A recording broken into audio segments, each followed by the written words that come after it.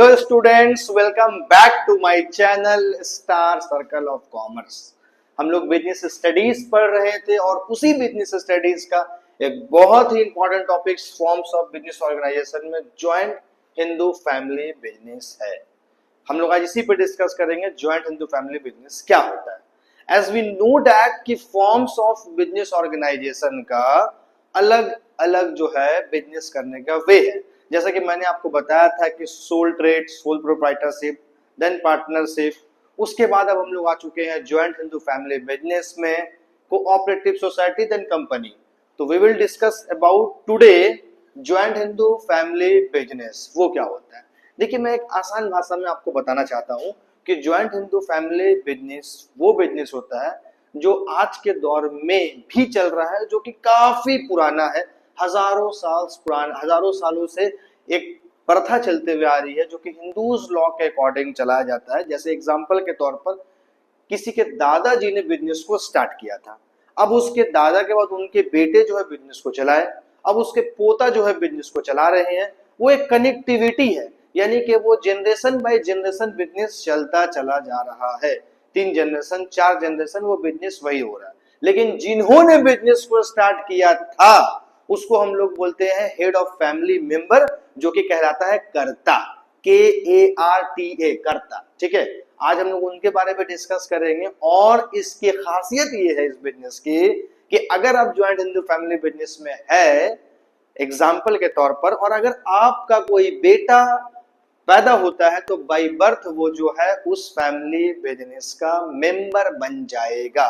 उसके बाद वो जनरेशन शादी करता है बेटा, उसके बाद उसका बेटा होता तो वो भी जो है बाय बर्थ जो है वो हमारे फैमिली मेंबर का, फैमिली बिजनेस का मेंबर बन जाएगा। तो ये इसकी कुछ खासियत है। तो ज्वाइंट हिंदू फैमिली बिजनेस भी बहुत अच्छा बिजनेस है, जो कि काफी पुरानी प्रथा को लेकर के चल रही है। चलिए हम लोग डिस्कस करते हैं और स्टार्ट करते हैं।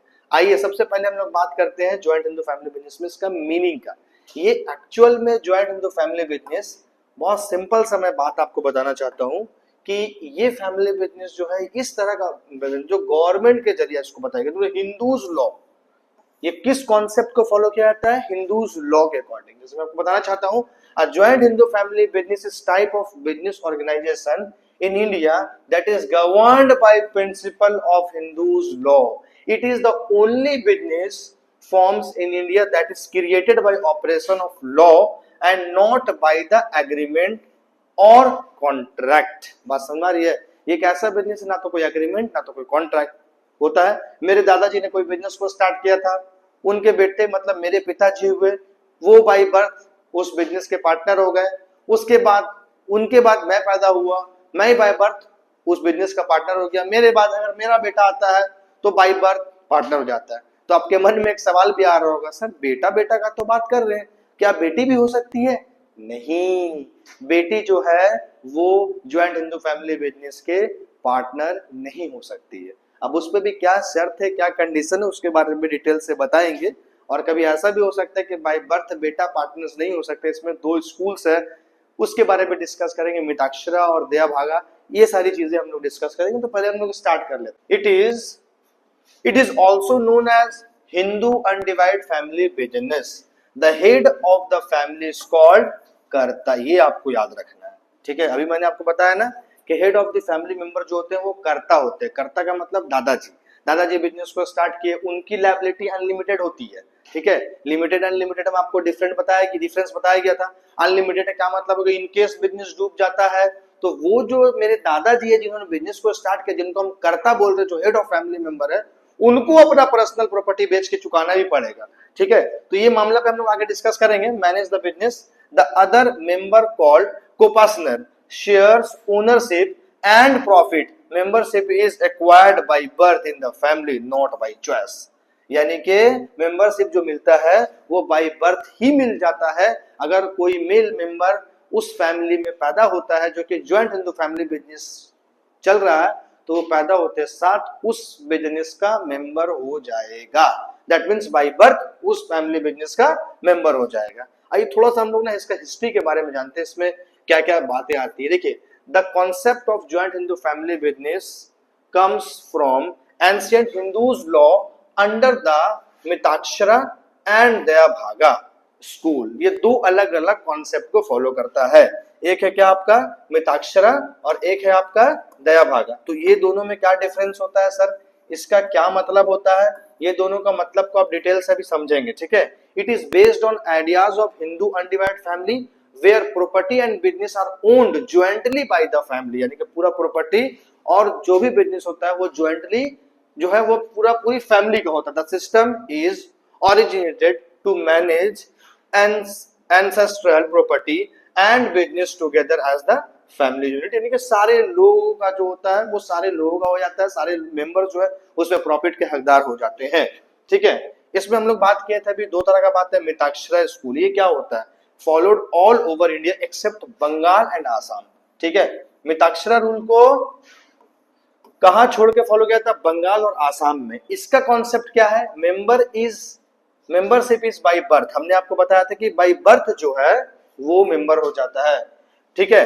कोपासनर्स up to 4 generation of male line after 2005 daughter also, ठीक है। यहां पर ये बोला गया है कि 4 जनरेशन जो है वो मेल जो होते हैं वो यहाँ पे क्या हो जाते हैं, फैमिली मेंबर का हिस्सा बन जाता है। लेकिन 2005 के बाद जो ना डॉटर को भी अभी हिस्सेदारी दिया गया है। पहले का मामला ये था कि ऐसा नहीं था, इसमें ये कंडीशंस आता था, जैसे एग्जांपल के तौर पर मेरे दादाजी है, मेरे दादाजी के मान लीजिए किसी के भी दादाजी है, उनके 2 बेटे हैं, ठीक है, एक का नाम ए है एक का नाम बी है, तो दोनों फैमिली मेंबर के हिस्सा बन गए। लेकिन हुआ क्या कि ए की शादी रानी से हुई और बी की शादी पिंकी से हुई, समझिएगा मेरी बात को। जैसे कि सबसे पहले कर्ता हो गया है ना, इसको डिटेल से आप समझने की कोशिश कीजिएगा। पहले बिफोर 2005 ए है और बी है, ठीक है। ए की वाइफ कौन हुई भाई, रानी, ए की वाइफ का नाम रानी और बी की वाइफ का नाम क्या हो गया, मान लीजिए पिंकी, बात समझ में आ रहा ना।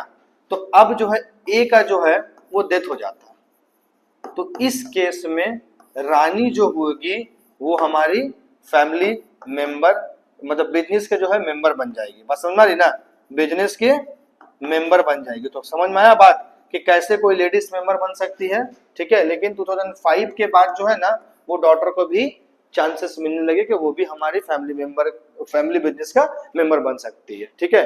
तो 2005 से पहले कंडीशन ये था, अब ये कंडीशन है। तो मिताक्षरा जो है वो कहां पे नहीं फॉलो होता है, बंगाल और आसाम में, ठीक है। अब बात करते हैं दया भागा स्कूल। दया भागा स्कूल जो है वो बंगाल और आसाम दोनों में फॉलो होता है, फॉलोड इन बंगाल और Assam. Membership is by inheritance, son does not become coparcener by birth, यानी कि कोई भी बेटा जो होता है वो बाय बर्थ जो है मेंबर नहीं होता है, but only after father death. जैसे एग्जांपल के तौर पर अगर उसके पिताजी का इंतकाल हो जाता है तो फिर वो जो है उसका प्रॉफिट का हकदार, प्रॉफिट का हिस्सादार हो जाता है।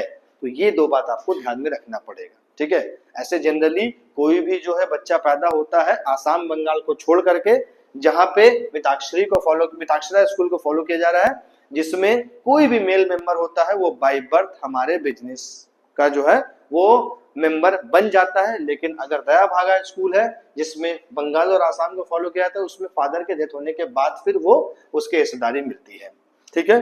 क्लियर हो गया। अब इसके बारे में थोड़ा सा पढ़ लेते हैं। When joint Hindu family business started, the concept of is thousand of year old, rooted in ancient Hindu scripture like Manusmriti, Mitakshara commentary. It is not a modern business from like partnership और कंपनी। ये जो है कोई मॉडर्न बिजनेस नहीं है।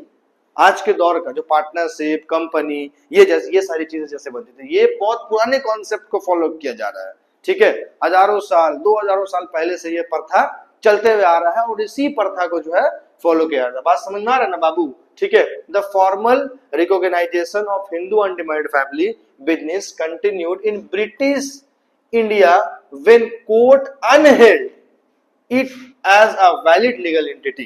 Even today, Hindu undivided family is recognized under the Income Tax Act 1961 in India as a separate taxable entity. ठीक है। जबकि ये सारी चीज को देखते हुए भी ये इंडियन इनकम टैक्स 1961 के अकॉर्डिंग जो है ये टैक्सेबल होता है, ठीक है। In short the joint Hindu family business started in ancient in India as a way for families to manage ancestral property and business collectively over time. It was recognized under Hindus law and continues today. ठीक है। ये actually में business को जो start किया गया है ना, वो अपने फैमिली मेंबर्स के लोगों को एक जगह पे इकट्ठा करने का ये सिस्टम बनाया गया था, जिससे कि सारे फैमिली मेंबर्स बिखरे नहीं और एक जगह पे आके एक प्लेटफॉर्म पे काम करे। और ये कौन सा रूल के अकॉर्डिंग? हिंदूज लॉ के अकॉर्डिंग, ठीक है। It's important has declined due to industrialization and the popularity of partnership and company form of business. अब ये अब मैं आपको बताना चाहता हूँ, थोड़ा थोड़ा धीरे धीरे जो है ये कमी भी होते चले जा रही है। इसका रीजन क्या है कि आज के दौर में जो बिजनेस जो लोग कर रहे हैं वो ज्यादातर कंपनी और पार्टनरशिप की तरफ जा रहे हैं, तो धीरे धीरे ये प्रथा हल्का हल्का खत्म भी होती चली जा रही है। लेकिन ये बिजनेस जो है वो बहुत कारगर साबित होती थी एक फैमिली को जोड़ के रखने में, ठीक है। चलिए हम लोग आगे डिस्कस करते हैं। अब feature of joint Hindu family business का फीचर मतलब वो खासियत होता है, कैरेक्टरिस्टिक्स अगर आपसे पूछा जाए तो बच्चे लोग कुछ भी ये सारी बातें एक कैटेगरी का आता है तो आप इसको यहाँ पे बता सकते हैं, ठीक है। फैमिली बिजनेस पहला क्या है? Family business limited liability, management by karta, stability, fluctuating share, application of Hindus law, membership since birth और restriction of the member of women, ठीक है। नंबर 1 फैमिली बिजनेस, जितने भी फैमिली के मेंबर्स मेल मेंबर्स है सारे मिलकर बिजनेस को स्टार्ट कर दिए, ठीक है। The most important feature of joint Hindu family business firm is that it is a family business. ये एक फैमिली बिजनेस है और घर के सारे लोग जो है इस पे काम कर रहे हैं, ठीक है। All male member of the family have coparcenary interest, however under the Hindu succession act 1956 a female member can also become a member of such business under certain circumstance। यानी कि फीमेल को भी जो है वो मेंबरशिप मिल जाएगा, लेकिन कुछ कंडीशंस में, कुछ शर्त में। जो मैंने शर्त आपको बताया था कि अगर उसका हस्बैंड का डेथ हो जाता है तो वो उसमें मेंबरशिप उसको मिल जाएगा, लेकिन कंडीशन ये है कि उसका हस्बैंड का डेथ होना जरूरी है, ठीक है। ये कौन से एक्ट के अकॉर्डिंग? 1956 के अकॉर्डिंग हम बात कर रहे हैं। लिमिटेड लायबिलिटी मैंने आपको बताया था अभी क्या कि कर्ता का लायबिलिटी अनलिमिटेड होता है, तो सर लिमिटेड किसका होता है? आप लिमिटेड लिख दिए हैं। मैं आपको बताना चाहता हूं कि लिमिटेड और अनलिमिटेड में डिफरेंस तो आपको पता है, लेकिन अनलिमिटेड मैंने किसका बताया? कर्ता का बताया। तो लिमिटेड किसका? तो लिमिटेड उसके साथ साथ जितने भी मेंबर्स लोग हैं, जैसे एग्जांपल के तौर पर मेरे दादाजी, किसी के दादाजी है तो वो तो हेड ऑफ फैमिली है ना, वो करता है ना, लेकिन उसके नीचे में या फिर उसके साथ जितने भी उसमें फैमिली मेल मेंबर्स होंगे, चाहे उनके बेटा होगा, उनके पोता होगा, तो वो लोग का लायबिलिटी लिमिटेड होता है। जैसे एग्जांपल के तौर पर the liability of all the member of joint Hindu family business is limited to the value of their coparcenary interest in the business, however the liability of karta is unlimited. बात समझ में गया ना? देखो, the liability of karta is unlimited, his personal property is liable for the डेप्थ of business. Management by karta next point है। The karta alone who is head and the eldest member of the family. वो head भी होता है, eldest member family होता है, और वही सारा कुछ जो है डिसीजन लेता है और मैनेज करता है, ठीक है। Stability, the life of joint Hindu family business is not affected by death और इंसॉल्वेंसी। किसी का डेथ हो जाने से, इंसॉल्वेंसी हो जाने से कोई इफेक्ट नहीं पड़ता, ठीक है। अगर मान लीजिए कि एक पर्सन है, उसके 2 बेटे, एक का डेथ हो गया, तो उससे कोई फर्क नहीं पड़ता, वो बिजनेस जो है वो कंटिन्यू चल जाता है, वो एक स्टेबल लंबे समय तक चलता है। Of any member of the family including that of the कर्ता भी अगर हो जाता तो ऐसा कुछ नहीं। It can be dissolve only when all the member ask for it. ये बंद तभी होगा जब इस फैमिली मेंबर के सारे लोग चाहेंगे कि इसको बंद कर दिया जाए। समझ में आ गई ना? तो ये आप ध्यान दीजिएगा, ठीक है। Fluctuating share, the shares of each member is joint into family business keeps on fluctuating due to change in number of member। Example के तौर पर अगर मान लीजिए मेंबर में 10 लोग हैं और 1 लाख रुपए का कमाई हो गया और सबको बराबर बांटना है, तो एक आदमी को कितना मिल जाएगा? 10,000 रुपए मिल जाएगा, ठीक है। लेकिन अगर मान लीजिए 2 लोग डेथ हो जाते हैं तो अब कितना बच रहा भाई? 10 में से 2 गया तो 8 बचा। फिर अब कमाई कितना हो गया? 1 लाख हो गया। तब 1 लाख हो गया तो कितना मिल जाएगा एक आदमी को? 12,500 रुपया। तो बात समझ में आ रही है? तो कहने का मतलब ये है कि जैसे कोई भी मेंबर का डेथ होगा तो शेयर्स बढ़ जाएगा, कोई भी नया बच्चा पैदा होता है तो शेयर्स क्या होगा, घट जाएगा। तो ये चीज आपको ध्यान में रखना है, समझ में आ रही ना। तो ये इंपॉर्टेंट पॉइंट है। आइए आगे की बात करते हैं हम लोग। Membership since birth, the child become the member of the family business. Sorry, एक पॉइंट छूट जाता है, ये वाला पहले करवा लेते हैं। फ्लक्चुएटिंग शेयर्स के बाद ये वाला application of Hindu law. Hindu family business is started when conducted under Hindu succession act 1956। ठीक है, हिंदू सक्सेशन एक्ट 1956 के अकॉर्डिंग, हिंदूज लॉ के अकॉर्डिंग जो भी चीज है वो सारे चीजों को फॉलो किया था। Right and duties of head of family and members of family are determined by the Hindu law. ऐसे नहीं कोई पार्टनरशिप एक्ट को लगा दिया गया है, कंपनी के एक्ट को लगा दिया गया, नहीं ऐसा नहीं है। यहाँ पे जो भी एक्ट को लगाया जा रहा है वो कौन सा एक्ट है, हिंदूज लॉ के अकॉर्डिंग सारा काम किया जा रहा है। तो ये आपको ध्यान में रखना है। क्लियर? आइए नेक्स्ट स्टार्ट करते हैं हमारा membership since birth.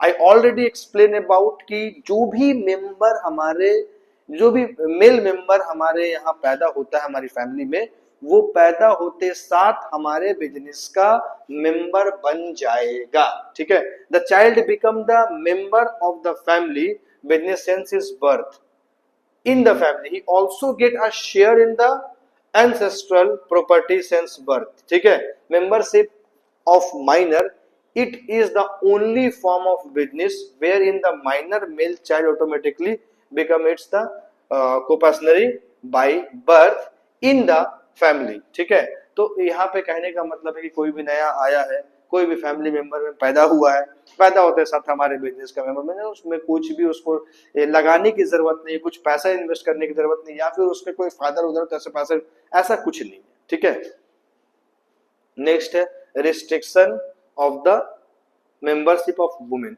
Only male members are allowed of join in the family business. I already explain. Female are not it's co-owner. According to Mitaksara law, women cannot become the member of the business. According to Daya Bhaga law, women can become member under certain condition. According to Hindu Succession Act 1956, wife after the death of their husband can become a member of the family business. मैं आपको बता दूं ना कि जैसे example दिया गया था कि किसी के दादा, उनके दो बेटे ए और बी, ए की वाइफ का नाम रानी, बी की वाइफ का नाम पिंकी। ए जो है डेथ कर गया, तो जैसे ये डेथ करता है तो उसकी वाइफ जो है वो उस फैमिली बिजनेस के मेंबर बन जाएगी। तो ये मैंने आपको आज फीचर बताया। तो यहाँ तक का पहले आप डिटेल से एक बार अच्छे से क्लियर कर लीजिए, और जो भी डाउट्स लगे आप कमेंट सेक्शन में जा करके हमें कमेंट करके बताएं कि ये डाउट्स है, ये प्रॉब्लम है, उसको सारे बेसिक टू एडवांस क्लियर किया जाएगा। अभी तक आपने अगर हमारे चैनल को सब्सक्राइब नहीं किया है तो बच्चे फटाक से जो है वो बेल आइकन दबाएं और हमारे चैनल को सब्सक्राइब करें। ऐसे ही वीडियोस के लिए और डाउट्स वगैरह के लिए आप कमेंट भी कर सकते हैं। Thank you so much.